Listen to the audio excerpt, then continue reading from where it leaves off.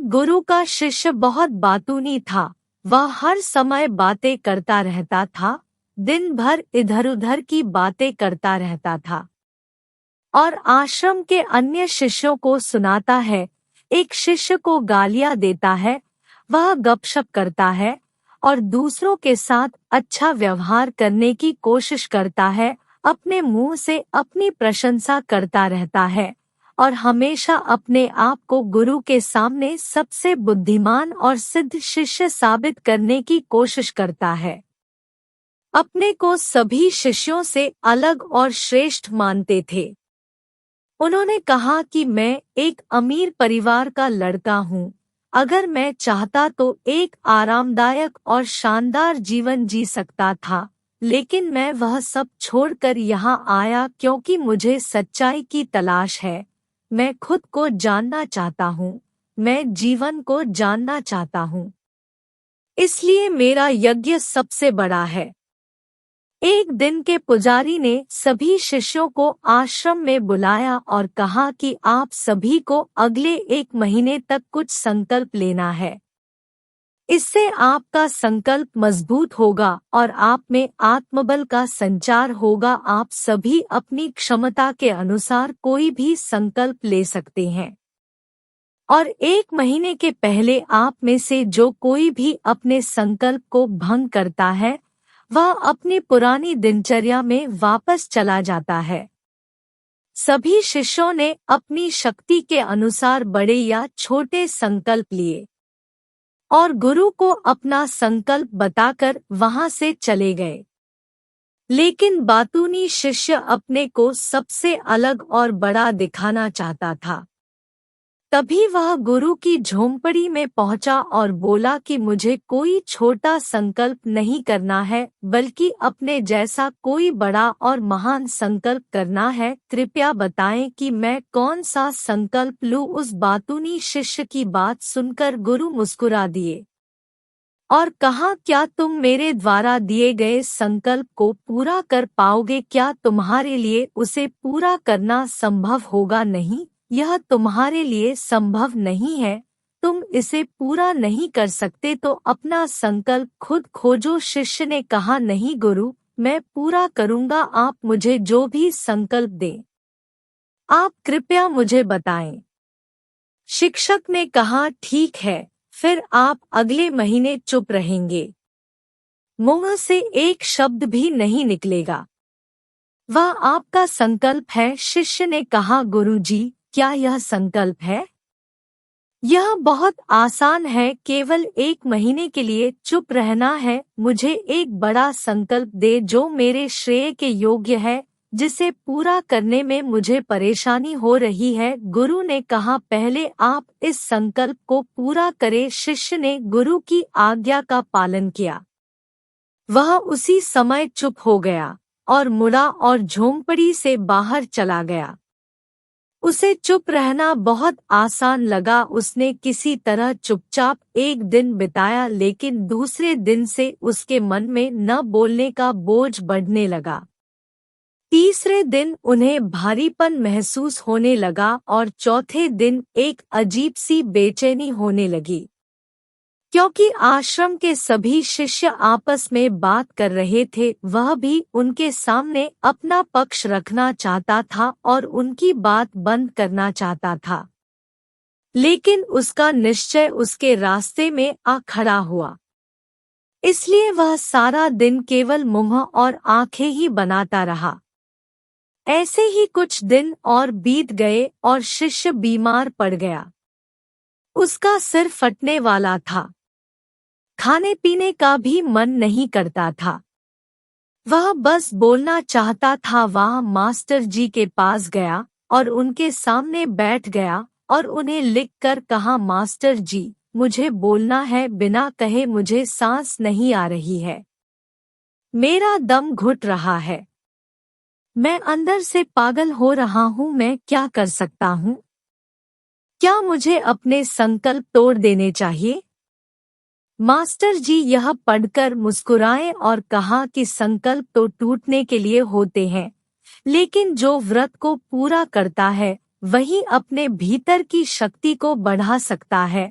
और जो अपनी आंतरिक शक्ति को बढ़ा लेता है वही जीवन के पथ पर आगे बढ़ता है। बुद्धि और जागृति संकल्प लेना आपके हाथ में था और उसे तोड़ना आपके ऊपर है। आपके अनेक सहशिष्य संकल्प तोड़कर अपनी दिनचर्या में लौट आए हैं। अगर आप ऐसा नहीं कर पा रहे हैं तो आप अपने संकल्प को तोड़ भी सकते हैं और अपनी पुरानी दिनचर्या में वापस जा सकते हैं। लेकिन याद रहे, अगर आज आप इस छोटे से संकल्प को संभाल नहीं पा रहे हैं तो बाकी जिंदगी कैसे संभालते हो मुझे शक है। बाकी फैसला पूरी तरह तुम्हारे हाथ में है। वैसे भी फैसला पूरी तरह तुम्हारे हाथ में। वो बिना कुछ कहे वापस चले जाते थे और खुद को अपनी झोपड़ी में बंद कर लेते थे। झोपड़ी से बाहर आ जाते थे केवल अपने आवश्यक कार्यों के लिए। बाकी समय वह कुटिया के अंदर ही बैठा रहता था। 15 दिन बीत चुके थे और आश्रम के सभी छात्रों का संकल्प लगभग टूट चुका था। लेकिन उस बातूनी शिष्य का संकल्प अभी भी चल ही रहा था कि प्रतिज्ञा लेने के बाद से वह एक शब्द भी नहीं बोला। पूरा आश्रम हैरान था कि इतना बोलने वाला आदमी चुप कैसे हो गया। 15 दिन बाद वह अपने मालिक के पास गया और लिखित में कहा कि हे मालिक, मैं बाहर से चुप हूँ लेकिन मेरे अंदर कई आवाजें हैं।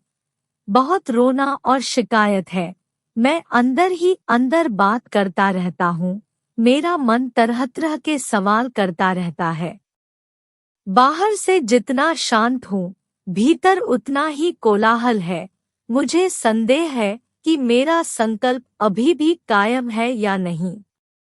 क्योंकि आपको बोलने की आदत है, आप बाहर से भले ही खामोश हो लेकिन अंदर ही अंदर कहते रहते हैं कि आपको इन बातों और आवाजों से दूर जाना होगा।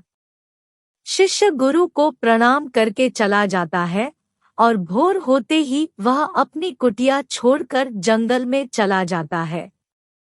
कई दिन बीत जाते हैं और संकल्प का समय भी पूरा हो जाता है, पर वह शिष्य वापस नहीं आता। आश्रम में सभी को डर था कि जंगली जानवरों ने उसे खा लिया है। इस दौरान लोगों ने उसे खोजने का काफी प्रयास किया लेकिन वह कहीं नहीं मिला। गुरु के सभी शिष्यों ने स्वीकार किया था कि जंगली जानवरों ने उन्हें अपना शिकार बनाया है, लेकिन मास्टर जी को ऐसा नहीं लगा। एक दिन आश्रम का एक शिष्य गुरु के पास आया और बोला, गुरुजी, बातूनी शिष्य को क्या हुआ? जानवरों ने मार डाला होगा। मालिक ने कहा, हो सकता है जानवरों ने उसका शिकार किया हो, लेकिन उसके न लौटने का कोई और कारण हो सकता है। हो सकता है कि वह जिस चीज के लिए वहां गया था वह मिल गया हो। शिष्य ने पूछा कि क्या ज्यादा बोलना हानिकारक है? गुरु ने कहा, यह भी मानव जीवन के कई दुखों में से एक है कि वो कभी चुप नहीं रह सकता। वो हमेशा कुछ ना कुछ कहता रहता है। हमारा आधे से ज्यादा दुख हमारे अकेले बोलने से होता है। ज्यादातर परिवारों के झगड़े की वजह हमारी बेवजह की बातें होती है। हम में से कोई भी चुप नहीं रहना चाहता। हम सिर्फ सामने वालों से कहना चाहते हैं जो कुछ भी हमारे मन में है। हम उसे समझाना चाहते हैं कि आप गलत हैं और मैं सही, कहाँ तक उचित है, क्योंकि दूसरा भी वही कर रहा है। और इस तरह सब एक दूसरे का सड़ागला सामान ले रहे हैं, तो समय के साथ साथ उन्हीं बातों की परतें गिनते रहते हैं और एक दूसरे को सुनाते रहते हैं। इस तरह सुनने सुनाने का यह काम जीवन भर चलता रहता है। लेकिन इस अज्ञानता में हम अपना समय, अपना जीवन, अपनी समझ और सबसे महत्वपूर्ण वह अनमोल क्षण खो देते हैं जिसे जिया जा सकता है, जिसका अनुभव किया जा सकता है, जिसमें आनंद पाया जा सकता है। लेकिन बदले में हमें क्या मिलता है? कुछ भी नहीं, सब व्यर्थ जाता है। हम इस पागलपन में क्या खो चुके हैं? केवल कुछ लोगों को पता चलता है, बाकी लोगों को उनके आने का पता नहीं है, जैसे उन्हें उनके जाने का पता नहीं है। शिष्य ने कहा, फिर क्या इसका समाधान है? गुरु ने कहा कि आपके विचारों को पूरी जागरूकता के साथ देखना ही सभी मानसिक समस्याओं से बचने का एकमात्र तरीका है। दोस्तों, वर्तमान में रहें और पूरी सजगता के साथ अपना काम करें। यह प्रसिद्ध जापानी ज़ेन मास्टर शुनरियु सुजुकी का कथन है, जिन्होंने अपनी पुस्तक ज़ेन माइंड, बिगिनर्स माइंड में विस्तार से बताया है कि कैसे एक व्यक्ति अपने दैनिक कार्य करने के साथ साथ जागरूकता का अभ्यास कर सकता है और एक जीवन भी जी सकता है। मानसिक रूप से स्थिर और सुखी जीवन। आप चाहे उस बातूनी शिष्य को आश्रम छोड़े हुए 3 महीने बीत चुके थे, पर उसका कोई समाचार न था। अब तक सब सहशिष्य भी उसके लौटने की आशा छोड़ चुके थे, लेकिन एक दिन वह आश्रम लौट आता है। उसे देखकर सभी चकित और प्रसन्न हुए, लेकिन अब वह छोड़ने वालों में से नहीं था। वह कुछ और के रूप में वापस आया। उसमें एक अजीब परिवर्तन महसूस किया जा सकता था। उसके चेहरे पर एक अजीब सा भाव था और उसकी आंखों में बड़ा सुकून था। आश्रम में आते ही सभी शिष्यों ने उन्हें चारों ओर से घेर लिया और बात करने लगा। उसने अपने भाइयों से भी बात करना शुरू कर दिया। जितने भी शिष्य उससे बात करते थे, उन्हें लगता था कि वह पहले की तरह बड़बोले और बातूनी नहीं थे। उनके मुख से निकला एक एक शब्द बड़े ही मधुर और ध्यान से निकला। कुछ देर दूसरे शिष्यों से बातें करने के बाद वह गुरु के पास गया। उसने गुरु के पैर छुए और कहा, गुरुजी, क्या मैं अब भी चुप हूँ? क्या मेरा संकल्प अभी भी जारी है? गुरु ने कुछ देर तक शिष्य की आंखों में गौर से देखा और कहा, हाँ, तुम अब भी चुप हो। आपके मुंह से एक भी शब्द नहीं निकल रहा है और आपका संकल्प अभी भी कायम है। टी रोक। इसलिए मैं और गहरे जंगल में चला गया। होमे पे कि मुझे वहाँ शांति मिलेगी और मेरे मन में चहकना कम हो जाएगा, लेकिन मैं जितना एकांत में गया, मेरे अंदर की आवाज़ तेज होती गई। मुझे अपने अंदर की पुरानी आवाज़ें सुनाई देने लगी। तब मुझे एहसास हुआ कि मैं कितना गलत था जब मैं बुरा कहता था अपने परिवार के सदस्यों, दोस्तों और सहशिष्यों को बातें। इसलिए उस समय मैंने सोचा कि मैं सही था जब मैं गुरु भाइयों की चुगली करता था और उनका मजाक उड़ाता था। तब भी मुझे लगता था कि मैं उनसे बेहतर हूँ और मैं सही कर रहा है। लेकिन उस दिन मुझे पहली बार लगा कि मैं कितना गलत हूँ। बहुत देर तक ये आवाज़ें, ये शिकायतें मेरे अंदर चलती रहीं, लेकिन धीरे धीरे मेरे अंदर से ये सारी आवाज़ चली गई। अब मैं अंदर से भी खामोश हूँ। उस घने जंगल में बाहर से बोलने वाला कोई नहीं था और भीतर कोई आवाज़ नहीं बची थी। उस दिन पहली बार मुझे मौन का सही अर्थ समझ में आया। कितनी शांति थी मेरे आसपास। हालांकि अभी भी कुछ आवाज़ें थी जो पहले आती थी, लेकिन मैं उन्हें नहीं सुन सकता था। लेकिन अब मैं उन सभी आवाज़ों को स्पष्ट रूप से सुन सकता था, जो हवा की आवाज़, पक्षियों के चहकने की आवाज़, बहते पानी की आवाज़, भौरों की गुनगुनाहट की आवाज़ मैंने पहली बार पूरे होश में सुनी। मैंने अपने आसपास इतनी शांति कभी महसूस नहीं की। आप पहली बार है जब मैंने शांति भंग करने के लिए अपने मुंह से एक शब्द निकाला है। मैं चिल्लाया हूँ, हे भगवान! यह किस प्रकार की शांति है? सब कुछ इतना शांत क्यों है? क्या हुआ?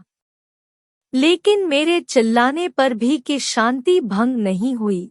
सब कुछ वैसा ही है जैसा बाहर पहले भी सन्नाटा था और अंदर भी। हे मालिक, मैंने अपने गुरु भाइयों से बात की, मैंने आपसे बात की, मैं बोल रहा हूँ, मैं चल रहा हूँ, मैं सब कुछ देख रहा हूँ, लेकिन मैं अंदर से बिल्कुल अकेला हूँ। मैं चुप हूँ, भीड़ में भी हूँ, मैं अकेला हूँ और अंदर से अकेला हूँ। मैं तब भी अकेला हूँ जब मैं अपने आप में शोर मचाना चाहता हूँ। अब सब कुछ दिखाई देता है, सब कुछ सुना जाता है। गुरु ने कहा, जब तक बाहर बातें करते रहेंगे, भीतर अशांति होगी।